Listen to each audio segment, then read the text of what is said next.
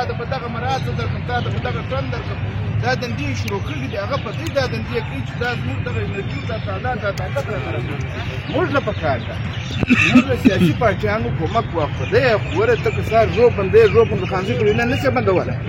ژوب خو بیا دغه سیاسیان در بندوي. کلاسیک لا شته بندوي نو خو دغه سیاسیان به در بندوي. مسلم باغ شته بندوي نو خو دغه سیاسیان به بندوي. کېدای زموږ دا قدم خطرناکه دغه ولاړ شي، پړاله ولاړ شي، په اسانه مو نه سره خلاص په خانوزۍ نه سره راوږدو. نو بیا شاوخوا موږ پارټۍ لرو، کوټه به درته بندوو، ښارونه به بندوو. چونکې زموږ د علاقې مسایل دا زموږ د ځوانان نه دي، دا د علاقې مسایل دي. ځوانان خپل کار روزګار لپاره راوتلي دي، نور دا زموږ د علاقې مسایل دي. زموږ کلی در په دره دي، زموږ خلک در په دره دي، زموږ ځوانان در په دره دي. که یې روزګار خدای ورکړی دی او دلته یې زورور خلک له موږ ځوړي، نو موږ له پکار دا دی چې په یوه صورت یې نه کویله، په یوه صورت یې نه کویله. خالد په خبر دی چې دی موږ تا ته ټن درکړو، تا ته نه، موږ ټن نه غواړو. ټن پوه سو، خدایي والا یې پوه سو، دا د هغه کار دی. موږ مخصوص رایلټي غواړو، هغه به د ګډ ولس وي. 18 خاندانه وي او په خاندانانو کې به بیا د خاندانو پر حساب نظر وکړي. په دا خبره به خوا به دوی کسه کوي ترا به نه وي وروره. دا به د خاندان پر سر کې تعداد هر څو د هغو د ځوانانو د هغو د مثلا موږ وربل ورته وایو، دا تقسیم پر وربل کوي.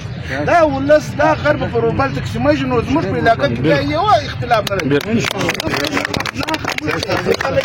موږ ستاسو ملګري یو، خانوزۍ کې به زه ستاسو د قدر برابروم انشاءالله تعالی. دا یونټي چې پرې نه ږدي، دا به نه پرېږدي. دا کشني کشني خبرې پر ځان دا به برداشتوي. موږ به جیل نه ځو، تاڼې له به ځو. اول د ما ونیسي، زه له تاڼې بدلوم. موږ تاڼه سیاسي اصول داسې نه کوو. مګر دا چې پر موږ زه ستاسو نور وخت نه اخلم. دی د خانوزۍ د اخلي ستاسو د ټول کور ودانۍ اوس نور به چای شي. دا زه په دې کې چای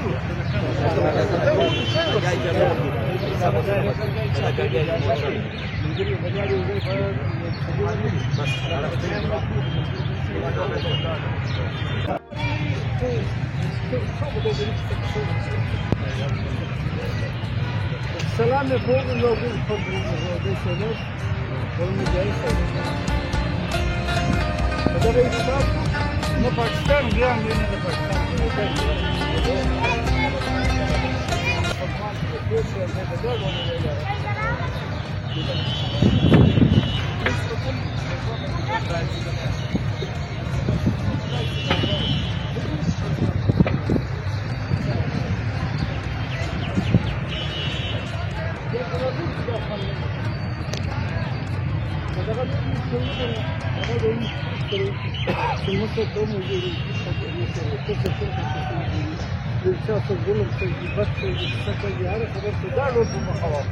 دغه ګروپ کې دغه ځوانانو یو خبره ولا